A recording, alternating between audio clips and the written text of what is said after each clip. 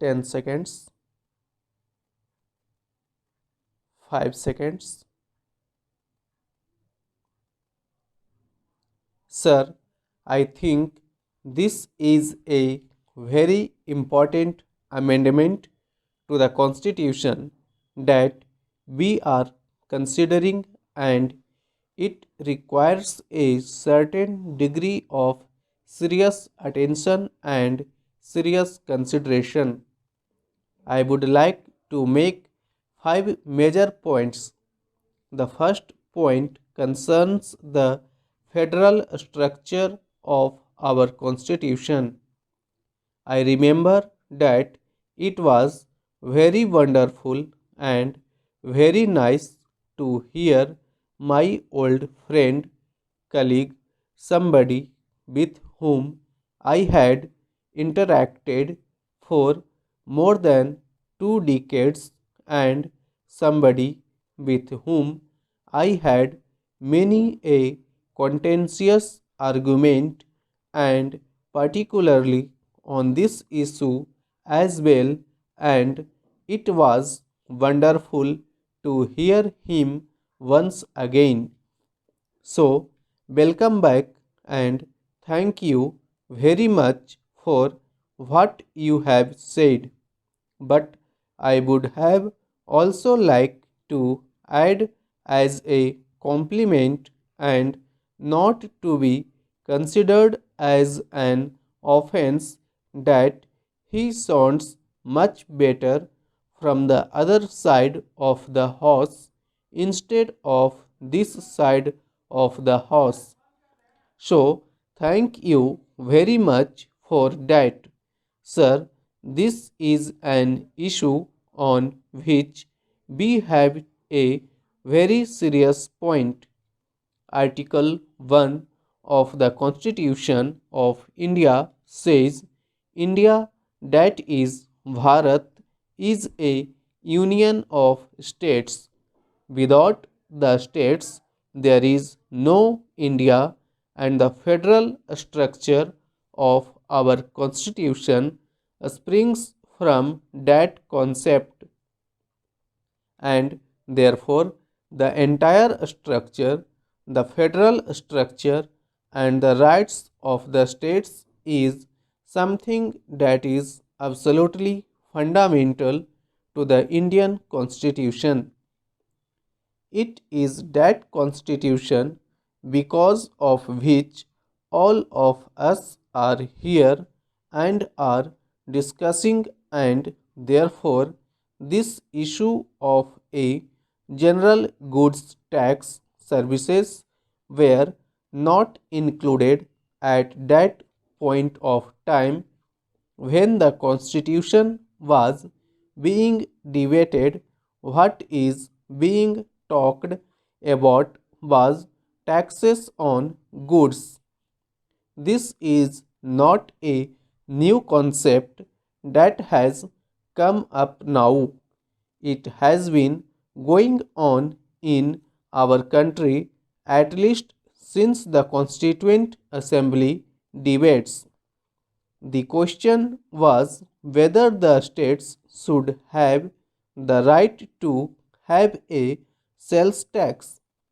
Let me quote Dr. Ambedkar on this issue in the Constituent Assembly debates.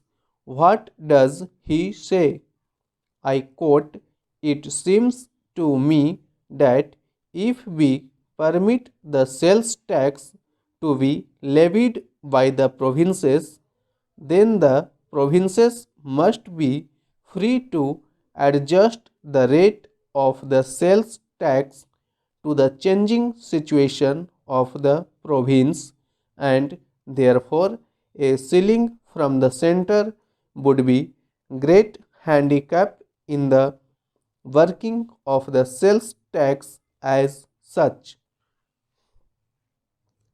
He continues, I quote, "There are a large number of resources on which the provinces depend has been concentrated in the central list. It is desirable at least to leave one important source of revenue with the provinces. Therefore, I think that the proposal to leave the sales tax in the hands of the provinces from that point of view is a very justifiable thing. This issue has been under debate since then. We introduced the VAT in our wisdom. Much of that has been encroached upon. Now, the GST bringing the services also into its ambit along with the goods will virtually take away this right. Now, the state governments, which were called the provinces then, not having any right to raise resources from whatever they would consider they are elected, they consider as important for the welfare of the people in those states, that will not be prohibited. How are you going to address this issue? I myself told this to the finance minister, and he said that at the time when the GST bill comes, this should be addressed, leaving some flexibility to the states. I will tell you why today you have the Kerala government from where you come. Sir, the state has imposed a tax called the health tax. It is on your fast food and all these sorts of food items that increase obesity. It is a very noble thought. It has been welcomed internationally, but such rights will not exist after we enact this amendment and the bill subsequently. Take the case of the state where I come from. A tax has been imposed, a surcharge on cigarettes has been imposed to raise revenue to pay for the victims of the Sarda scam. People are being asked to pay for the victims of the Sarda scam. Whatever be that issue, that is a separate issue. Such rights do not exist in case of national calamities. Are we to reduce the elected state governments, where from the people of these states come to the center with a begging bowl saying that declare so and so issue as a national disaster and give us certain amount of money? What will be the legitimate rights of the states? And we are the council of states in this august house. How do we protect that right?